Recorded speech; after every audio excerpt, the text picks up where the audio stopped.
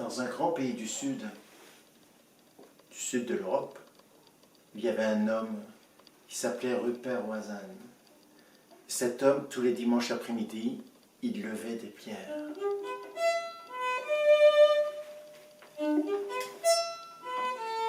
Tous les gens du pays venaient. Il y avait des gradins qui étaient installés. Ils arrivaient tous en début d'après-midi. Il y avait d'abord des chants, des danses. Mais les gens, ils attendaient Rupert Oisin, l'homme qui levait les pierres. Et chaque fin d'après-midi, vers 4-5 heures, il y avait la voiture rouge, toute cabossée, de Rupert Oisin qui arrivait. Dedans, il avait ses 3 colosses de fils, les fils aînés qui conduisaient. Puis, quand la voiture s'arrêtait, il soulevait une grosse marmite. Il la soulevait à 3 et retournait la marmite devant le gradin. Et à chaque fois, le même souffle dans le public. Ouf, ça a l'air lourd. C'est à ce moment-là que Rupert Oisin sort de la voiture. Là, c'est un gladiateur, il sort de l'Antiquité, le crâne rasé, torse nu, avec une ceinture en cuir qui fait le tour de son corps, des sandales de gladiateur. Ouais, c'est vraiment ça. Il vient se placer devant la pierre, il est immense, un colosse. Et puis il plie les genoux. On a l'impression qu'il parle à la pierre. Il la touche avec ses doigts, comme pour la caresser, comme pour l'inciter à se lever toute seule. À ce moment-là, un silence s'installe. Plus personne ne parle. Les oiseaux se sont posés sur les branches de l'arbre. Le chien s'allonge. On entend des souffles. Et Rupert Oisin soulève cette pierre, la met contre son torse. Et c'est au moment où il écarte ses jambes et qu'il soulève cette pierre au-delà de sa tête que tous ont l'image d'Atlas qui soulève la terre. Une image incroyable. Et là, à ce moment-là, quand il reste 3 secondes avec cette pierre en haut de sa tête, chacun se découvre. Pas d'applaudissements, non. Tous restent debout, tête découverte, devant Rupert Oisin. Par respect, de longues secondes, ils restent face avec lui. Et Rupert, il baisse la tête, il regarde la pierre. Il est dans ses pensées. Il reste un long moment comme ça. Et puis ces garçons viennent reprendre la pierre, la remettre dans la voiture. Et le public se disperse. Ah, c'est pas rare que les enfants demandent à leur père « Papa, est-ce que Rupert, c'est l'homme le plus fort du monde ?» Et les adultes, avec ce sérieux qui les caractérise, ils disent tous « Oui, je crois bien que notre Rupert Oisin, c'est l'homme le plus fort du monde. » Ouais. Chaque semaine, c'est ce qui se passe dans ce village. Et ce soir-là, il y a un garçon Peyo qui va s'endormir. Depuis qu'il est tout petit, il va voir le leveur de pierre. Et là, il demande à sa mère, « Maman, pourquoi il est si triste, Rupert, quand il a soulevé la pierre ?» Il n'est pas triste, hein. Il n'y a que toi qui trouves qu'il est triste. Tu sais, parfois les hommes sont taciturnes. Hein? Et tu crois qu'il m'apprendrait à lever les pierres? Elle sourit parce que quand elle voit les petits bras de son fils, les petits bâtons, les épaules pointues, elle lui dit simplement que Rupert Oisin n'apprend même pas à ces garçons qui sont déjà des colosses quand même. Mais il y pense, Peyo. Il laisse passer la nuit, puis la journée d'école, et à la fin de la journée d'école, il prend son vélo et il va jusqu'à Repère-Oisem, sa maison à l'écart de la ville. Quand il arrive, Repère est sous la tonnelle en train de boire son café.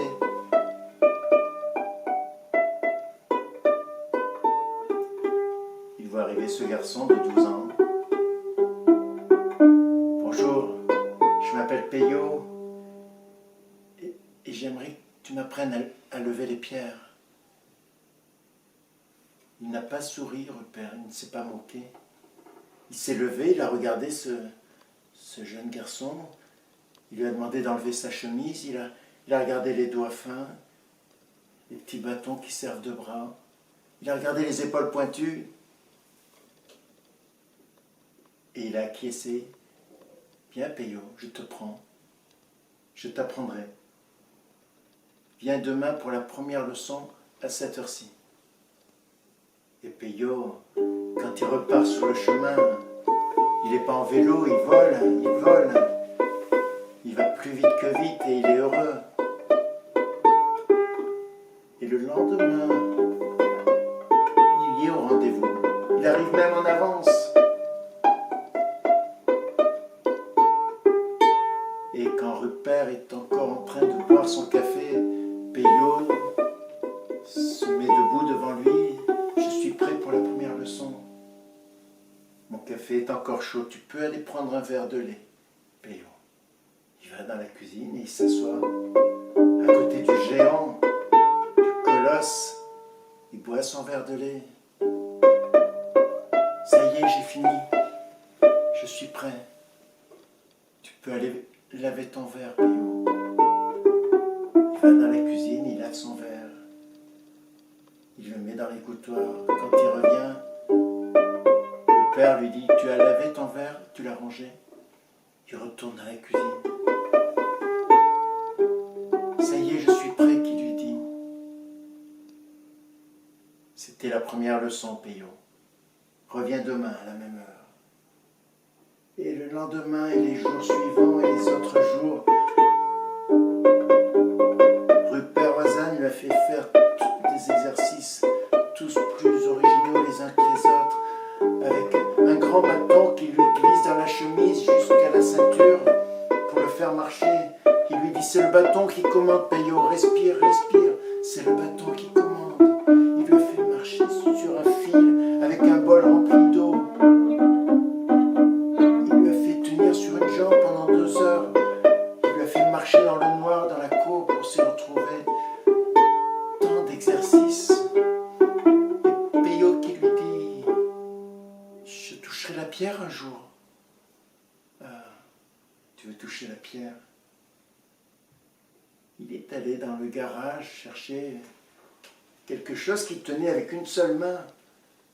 C'était entre la boule de pétanque et le ballon de football. Mais c'était une pierre. Il l'a posée devant Peyo. « Tiens, tu peux la soulever. » Peyo se baisse. Il la soulève, mais il la jette par terre. Elle est légère, c'est trop facile. Recommence, Peyo.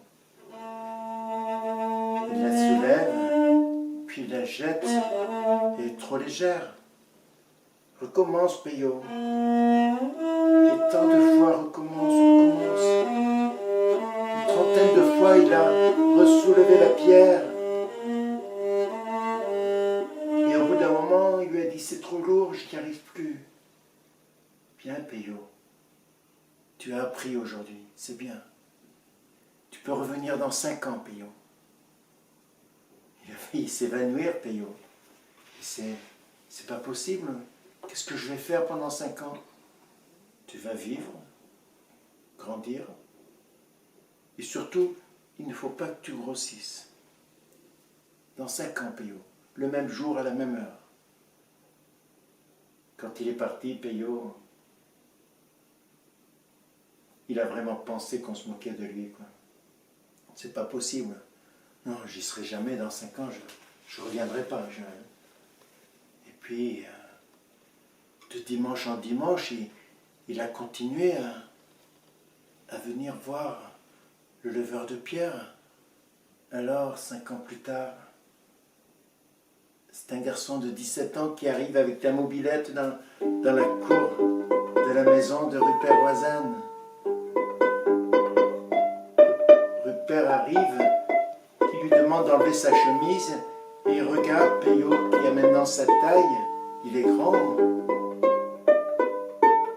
Mais il voit aussi tout de suite qu'il n'a pas grossi, que ce sont toujours des bâtons là en forme de bras, qu'il a les épaules pointues. Il lui a dit « C'est bien Peyo, c'est bien Peyo, tu as fait ce que je t'avais dit.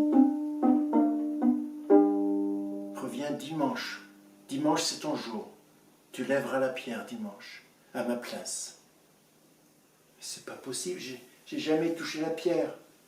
C'est ton jour dimanche, Peyo, c'est ton jour.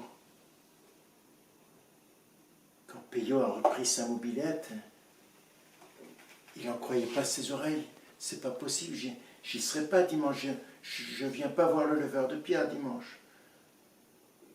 Et bien sûr, il y était.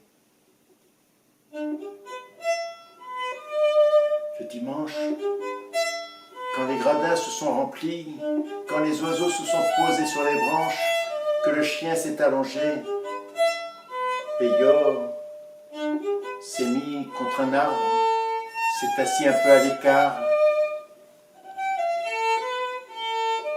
Les chants, les danses, et puis la voiture rouge qui arrive avec les 3 garçons dans la voiture. Peyo le remarque tout de suite, qu'il n'y a pas Rupert Oisane dans la voiture. Il voit les 3 garçons soulever la pierre dans cette immense marmite et renverser la marmite devant le public et lancer la pierre par terre. Et ce gros souffle habituel tous les dimanches. Ouf. Et le silence qui se fait. Mais il n'y a pas Rupert Oisane. C'est à ce moment-là que Peyo a senti une main sur son épaule. C'était Rupert. Peyo, c'est ton jour, c'est à toi. Va, la pierre. Mais j'ai mes amis du dimanche, je ne peux pas, c'est pas possible. Enlève ta chemise, Peyo, c'est ton jour. Alors, comme hypnotisé, il s'est levé et il est allé vers la pierre.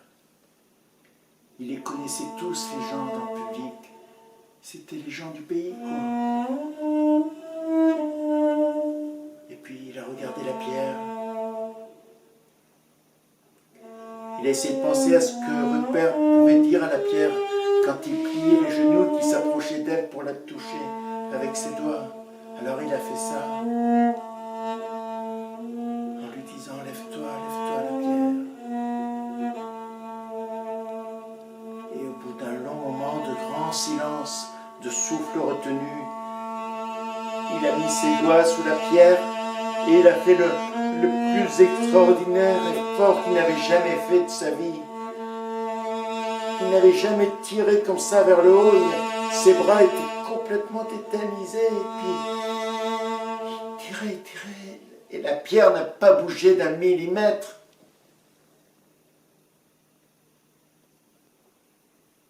Personne n'a ri dans le public.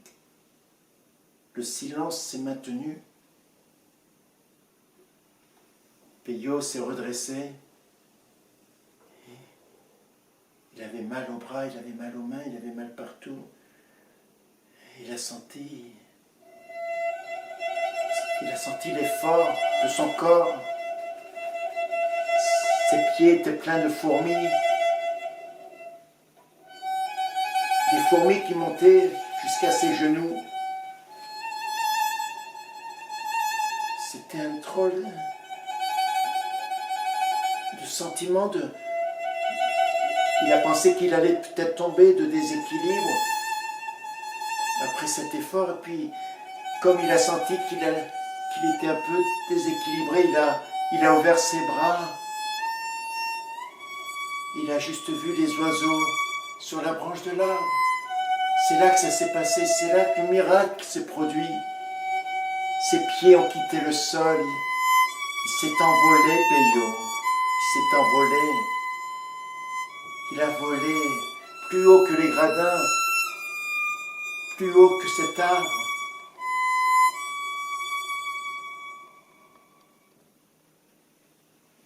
Et tous l'ont vu se poser près des deux oiseaux, sur la branche de l'arbre. Peyo, sur la branche de l'arbre. Et là, tous les gens dans les gradins ont enlevé leur chapeau, leur voile. Ils se sont tous dressés sur les gradins, tous debout, à regarder le gars du pays qui avait volé. Rupert est allé prendre Peyo, le faire descendre sur le sol, et il est resté un long moment, en silence, devant les gens qui étaient dans les gradins, en silence, en grand respect. Pendant ce temps-là, les trois garçons avaient rentré la pierre dans la voiture. Et Peyo s'est assis dans la voiture à côté de Rupert Oisin. C'est Rupert qui a parlé en premier, qui lui a dit, tu vois, depuis que je soulève la pierre, j'ai toujours rêvé de ce moment-là, de m'envoler. C'est pour ça que vous étiez si triste à chaque fois. Oui, tu l'as compris, Peyo. Et je ne le suis plus, parce qu'aujourd'hui, toi, tu as volé. Je ne le suis plus. Je suis fier de toi.